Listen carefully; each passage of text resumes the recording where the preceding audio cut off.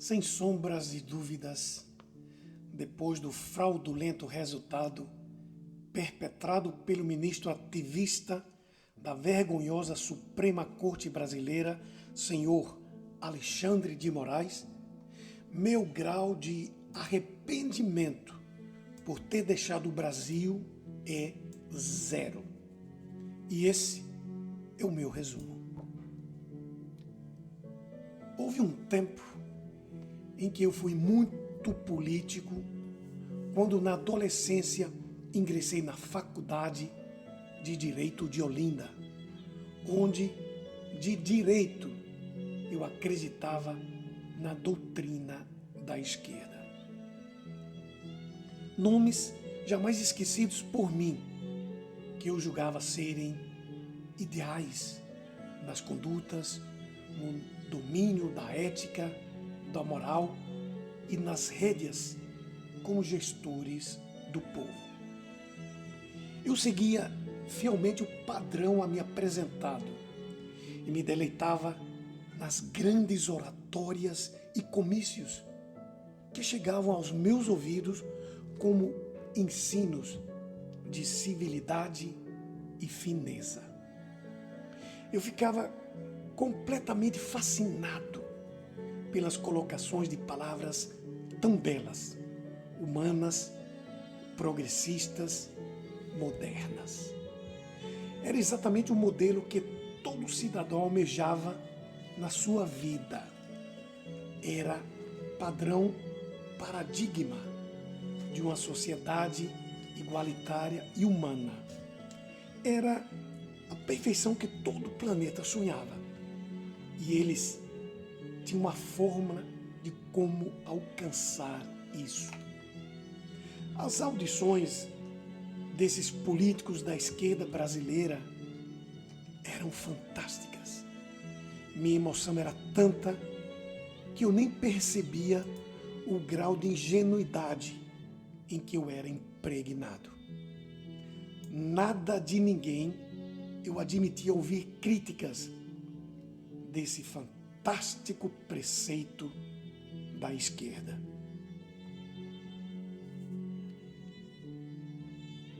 Era de fato viver uma magia, escutar grandes oradores como Marcos Freire, Mansueto de Lavor, Cristina Tavares, Jarbas Vasconcelos e, sobretudo, Miguel Arraes, que foi quem mais me influenciou com suas inflamadas oratórias, sabendo colocar letra por letra, ponto por ponto.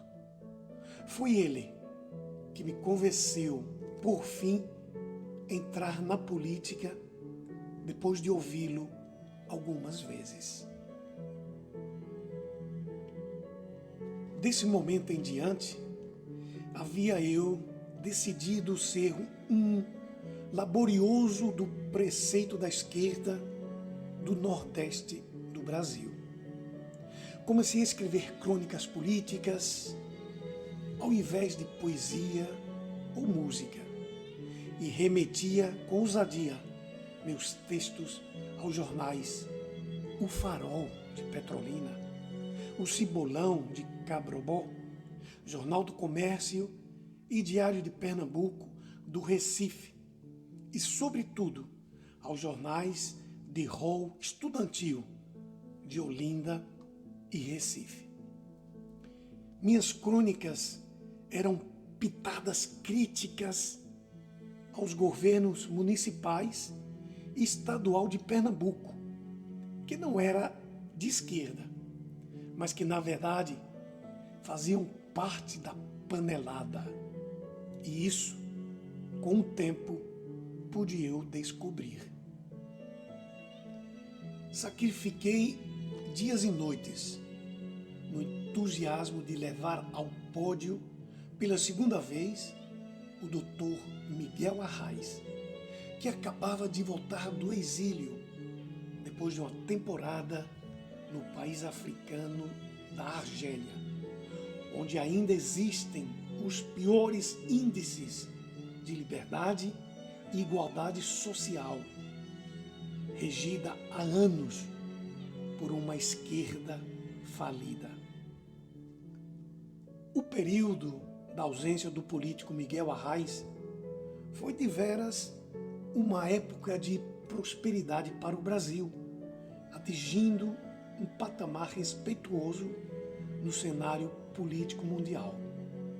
Mas eu queria mesmo era provar de um governo de esquerda que havia fugido do Brasil, rotulado como comunista. Suas palavras com certeza fariam a diferença. E disso eu me lembrava depois das aulas na faculdade. Eu era recolhido numa Kombi com mais alguns alunos e juntos lançávamos ao trabalho, indo de casa em casa falar bem da esquerda, distribuindo santinhos com nomes dos ditos salvadores.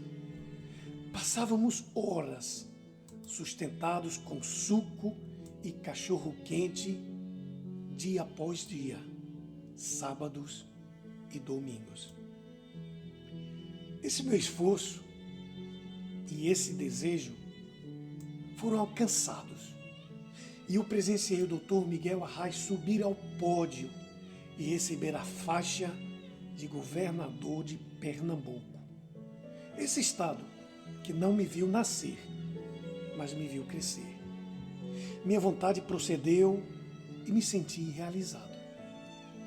A vitória do doutor me alegrou e senti um certo conforto, pois todo o empenho havia sido compensado e uma esperança acabava de ser plantada.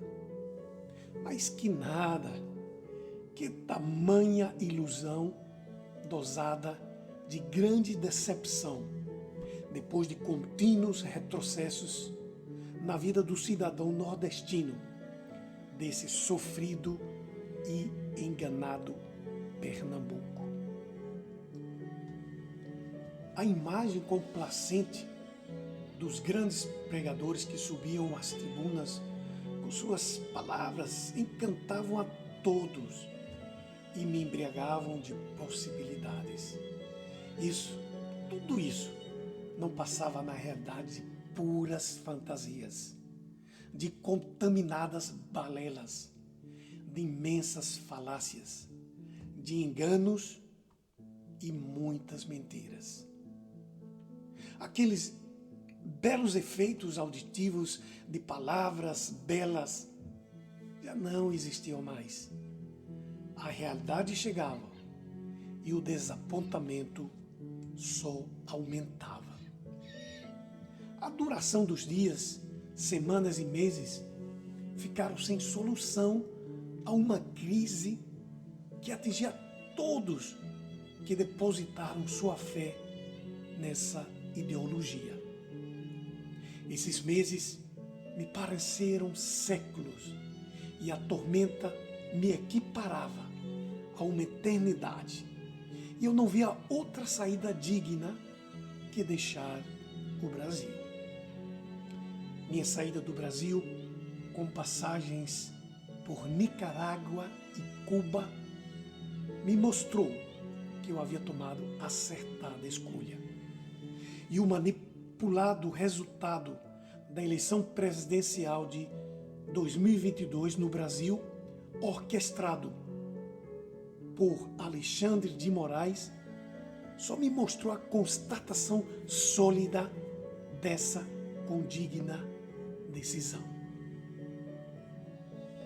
Os anos passaram e, por felicidade, vim parar em um dos mais democráticos países do planeta, Suécia, com uma sociedade bastante igualitária, onde aqui eu posso falar, escrever e ditar o que eu bem desejar sem sofrer represálias. Aqui eu me casei, constituí família, adquiri a nacionalidade sueca, obtive uma profissão onde trabalho como secretário de habitação da cidade de Hoofddorp, também desenvolvendo minha arte como músico e fotógrafo. E aqui, sem o mínimo grau de arrependimento por ter deixado o país que mais amo, o meu